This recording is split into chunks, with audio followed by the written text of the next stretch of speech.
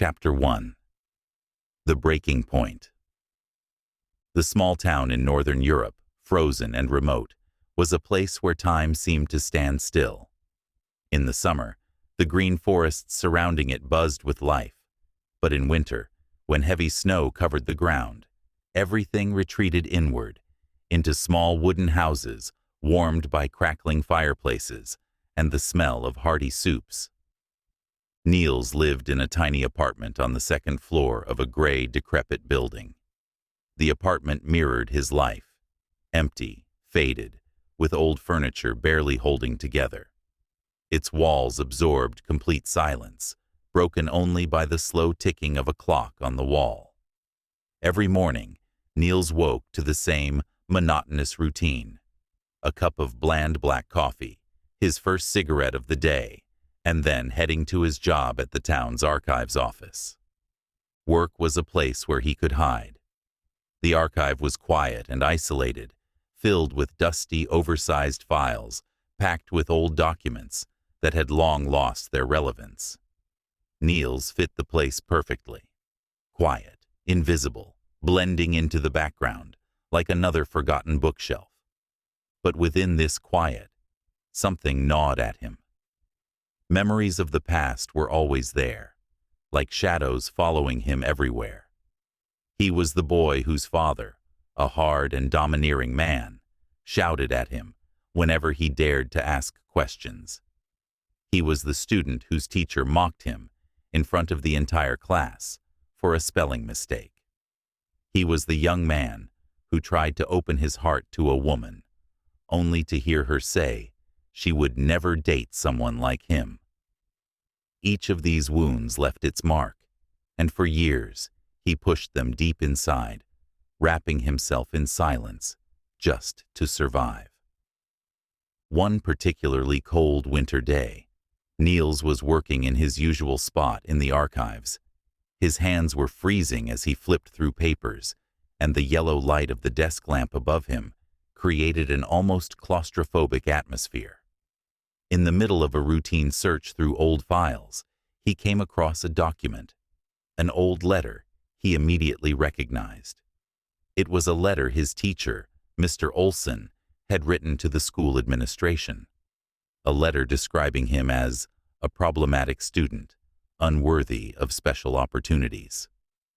The aged, yellowed words on the paper struck him with an intensity he hadn't expected. Suddenly, it all came flooding back. The humiliation he felt when that letter caused him to be rejected from a prestigious school program, the shame he carried in front of his peers, and the way he had always seen himself through the critical eyes of others. Something inside him snapped. That evening, when he returned to his apartment, he didn't turn on the lights. He sat on his worn-out sofa, with an open bottle of cheap whiskey resting on the coffee table.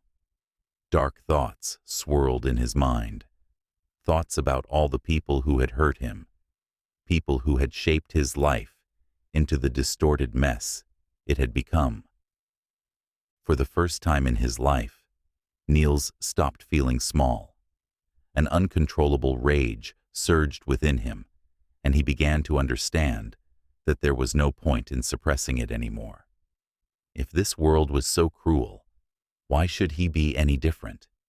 If others had taken everything from him, why shouldn't he take something back? One clear thought flashed through his mind: he would no longer be the victim. At that moment, Niels opened a drawer and pulled out a blank piece of paper. Carefully, almost ritualistically, he began writing a list of names. His father, Mr. Olsen, the former colleague who had caused his dismissal, and others. Each one had a special place in the injustices he had endured. This list was more than just names. It was the beginning of his path to becoming something entirely new. When he finished writing, he held up the paper, stared at it, and took a deep breath. For the first time in years, he felt a sense of control. Snow began to fall outside, but within Niels, a much greater storm had awakened. For days, Niels stayed in his apartment, rarely going to work and barely interacting with the world outside. He focused on gathering information. The internet, old documents, and even silent observations from his apartment window became his tools. Niels turned the lives of everyone on his list into targets. He learned where they lived, where they worked, their habits, their schedules.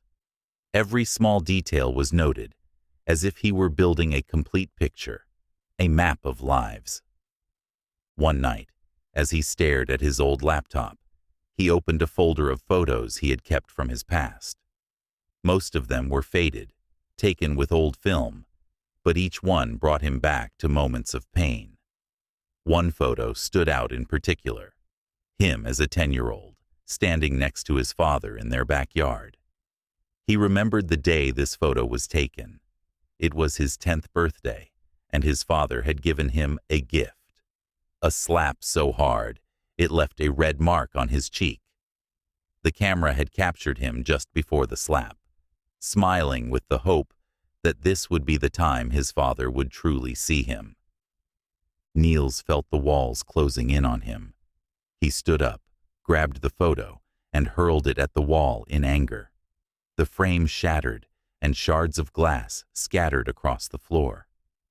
"No more," he muttered to himself. The words were quiet, but in his mind, they echoed like a scream.